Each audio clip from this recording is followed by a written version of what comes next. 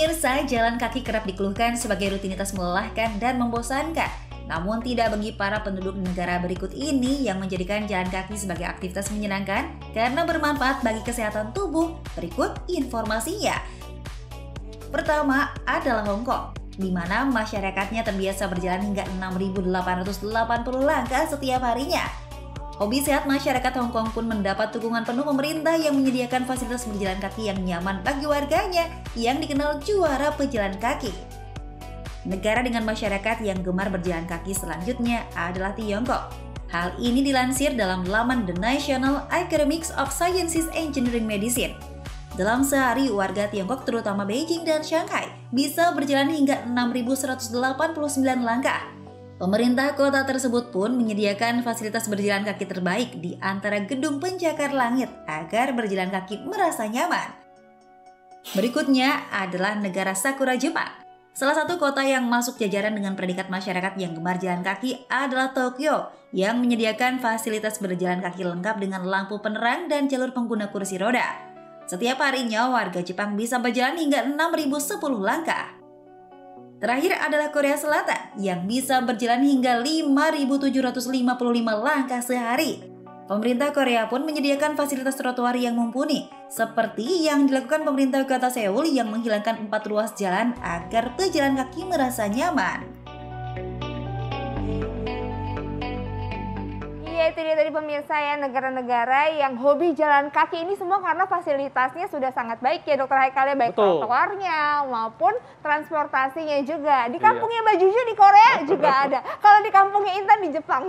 Wow, dan pastinya tentunya kedepannya ya Jakarta dan juga semua kota di Indonesia bisa memiliki trotoar yang bagus yang membuat nyaman pejalan kaki untuk berjalan di sana. Amin. Dan juga transportasinya mudah-mudahan semakin terus baik ya dokter ya ke depannya. Nah, ngomongin tentang jalan kaki ya, ini ada juga sesuatu yang bikin tubuh kita sehat. Apa ya. itu, dokter? Bahan yang bisa kita gunakan untuk masak dan pasti ada di dapur, Intan. Ya, aku tahu. Apa pasti itu? Bawang putih kan tadi dokter Haikal. Betul banget. Nah, kita akan bahas tentang bawang putih ini dan di tengah kita sudah ada Dr. Privena, Master Biomed. Halo dok, apa kabar? Halo dokter, apa kabar? Baik, Ih, dokter ya. cantik sekali, pink-pink ya. Iya. Tapi dokter sebelum nanti kita ngobrol-ngobrol panjang lebar sama dokter Vena nanti, ini kita akan lihat dulu tayangan yang berikut ini.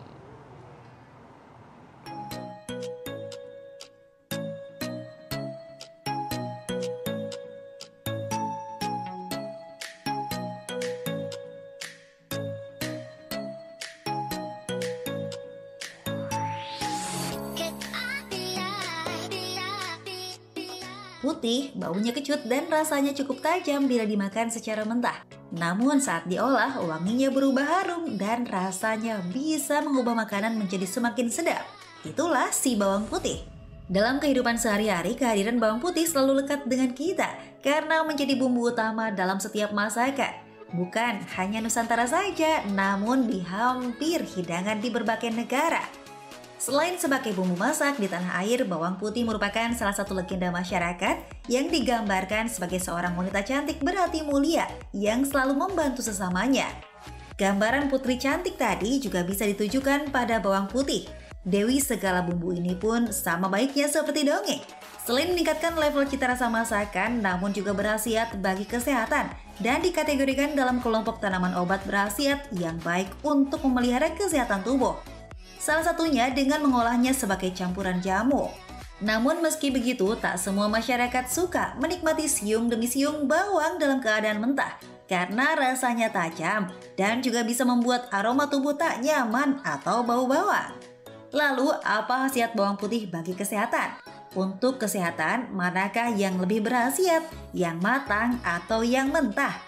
Lalu bagaimana cara mengolah bawang putih yang tepat? Hidup Sehat akan mengupasnya untuk Anda sesaat lagi.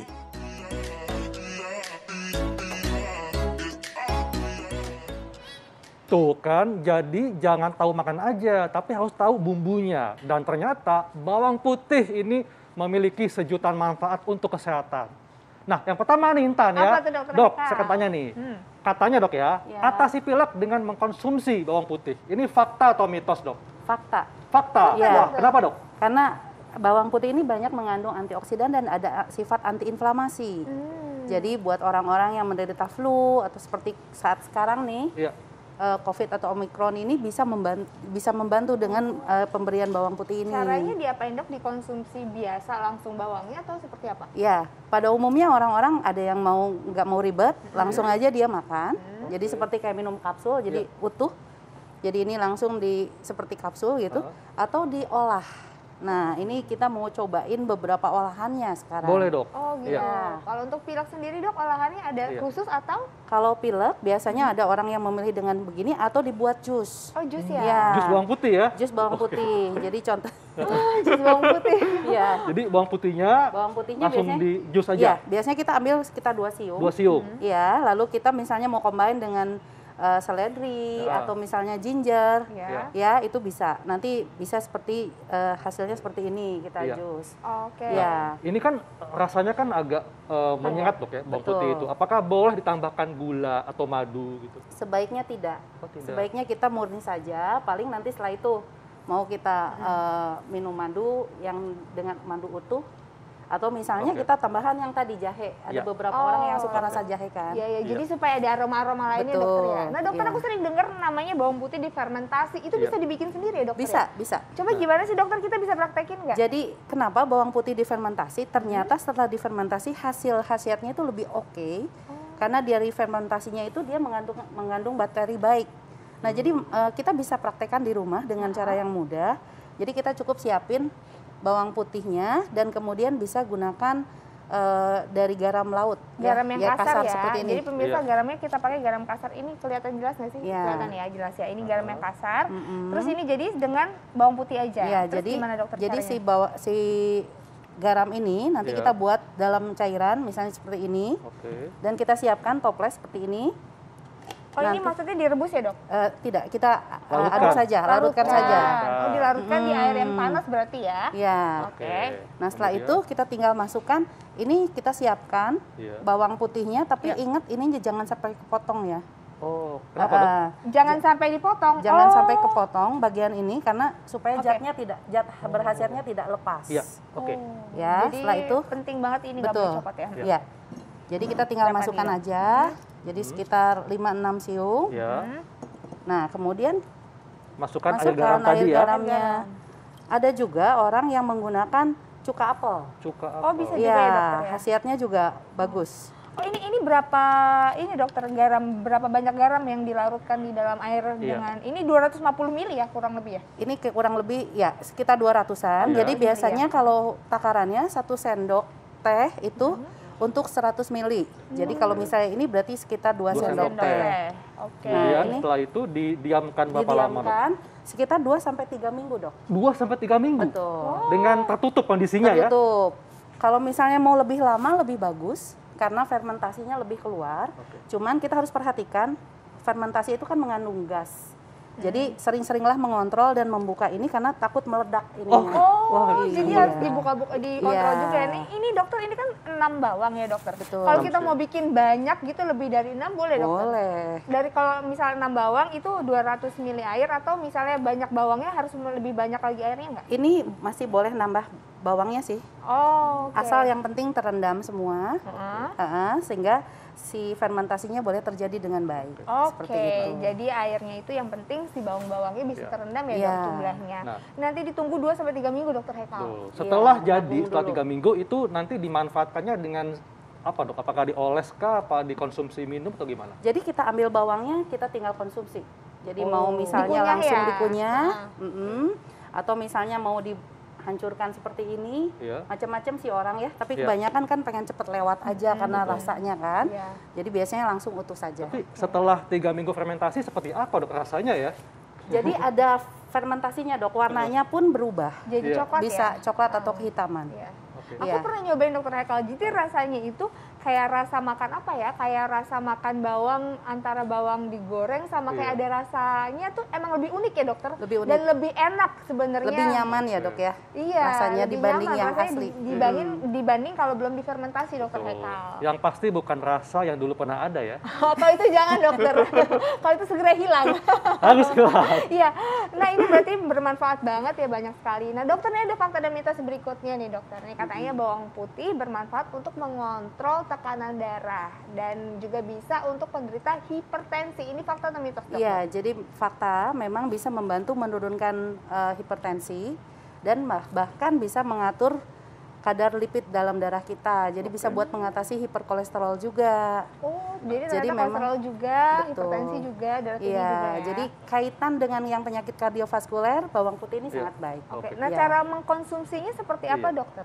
Pada umumnya kalau misalnya orang yang mau hipertensi atau yang hiperkolesterolemi biasanya dikukus. Dikukus bawang Iya. putihnya ya. Ya, Itu ya jadi dokter Haikal ya? Ini contoh yang sudah dikukus. Ya, Dikukus berapa lama dok kukus? cuman 5 menit aja dok. 5 menit aja. Dari Dan- sini langsung dimakan Oke, aja. jadi ini yang dikukus dan dikukus langsung dengan kulit-kulitnya ya. Ya, cuman nanti kalau dimakan lepas kulitnya. Nah, Terus setelah habis itu dikukus ya? dimakan langsung. Langsung dimakan aja. Tapi katanya juga bisa diolah jadi jus lagi dok ya? Iya, boleh. Jadi yang jus tadi boleh dari yang mentah seperti ini langsung di jus Atau dikukus atau dulu? dikukus dulu baru di jus. Seperti Jumlah itu. konsumsinya berapa butir? Berapa apa butir? Berapa ya siung namanya? ya? Bawang Iya, siung. Berapa siung bawang dokter untuk dikonsumsi sekali kita Iya, dalam minum sehari atau makan? misalnya. Rata-rata sekali konsumsi sekitar 2 siung. 2 siung, oh cuma dikit ya? Iya. Boleh Cuma berapa kali dikit dok aja. sehari? 2 siung di ruang ya? Sekali ya, sehari cukup Sehari ya? sekali aja cukup. Oke, jadi 2 siung aja ya pemirsa ya. Ini direbus, dokter Haikal coba dong dok. Nggak berani ya? Tapi emang bikin penasaran sih. Tapi Iya. saya pernah nyoba makan di resto Jepang, itu ada bawang putih yang di grill. Oh iya. Kemudian di Itu enak. sate kan, itu enak tuh. Itu enak banget dokter. Itu boleh dok ya? Boleh. Boleh ya. Bagus Jadi, ya.